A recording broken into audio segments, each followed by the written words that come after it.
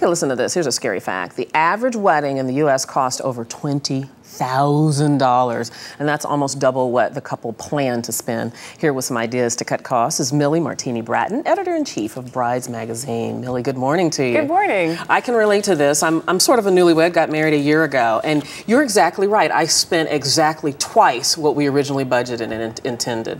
It's really difficult. I mean, a wedding is a once-in-a-lifetime experience. You're bringing all these people together. You have to feed them. You have some sort of decorations. You want to record the event with photography, have flowers and all of it. And you have to really plan carefully or the cost can go up quickly. And I was warned by other brides who had gotten married before me that the cost for weddings is much more than for a regular event. Why is that? Sometimes it can be, again, because it's once in a lifetime. You have one shot to get it perfectly, and that takes more time, and time is money in every case. All right, let's go through some important elements of the wedding, starting with the engagement photos.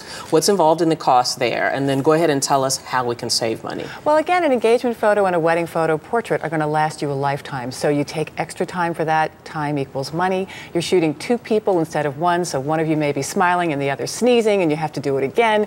Maybe you go out of the studio on location, so the cost can add up. You want to negotiate a price to begin with and an approximate time frame. Know what you're going in to do.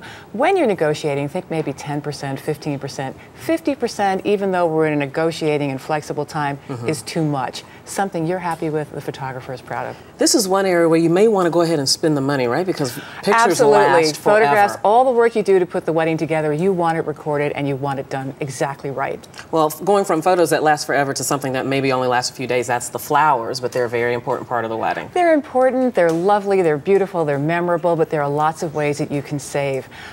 You can buy all one flower. The simpler you keep the arrangements, the simpler the time will be. It takes a lot of time to hand wire an orchid, and flowers can just add up fast. But if you cut the bouquet size by 20%, you've saved like 20%. Cut it down by 4 inches, you save 20%. That's a simple thing too, and it's also important to know what flowers are in season in that local area, right? Yes, and they also cost more because you're asking for specific flowers. Instead of letting your florist go to his inventory, you're saying it has to be pink tulips, whereas he doesn't have the flexibility to mix it up. So the more flexible you can be within your color scheme, the better the price will be in the end. All right, the next is hair. Hair, Brides again, want a very beautiful hairstyle. Whether it's an updo, up, down, whatever it is, it's going to take more time. You're dealing with a veil, you're dealing with headpieces, you're dealing with flowers, and again, that idea of making it perfect. So the stylist has to spend more time with you that they're not spending with other people. So how can you save money with the hair? If you go to the salon on the day of your wedding, instead of having him or her come to you, you'll save money because he won't be charging you time and taking time from his other clients. All right, the limo, that's a tricky thing because there's a lot of costs and variables. There are a lot of variables, the number of cars, the time of year, the location. A lot of times they'll come with white carpets and champagne and things like that. If you marry in January and February, and this is true for all of your costs, if you look at an off-season like January and February, you will get a better deal. Okay, good. And then we got to get to the honeymoon before I let you go. Absolutely. The honeymoon is big. Sometimes you'll get a package that has things you don't want, like maybe the bed covered in roses, as romantic as that is.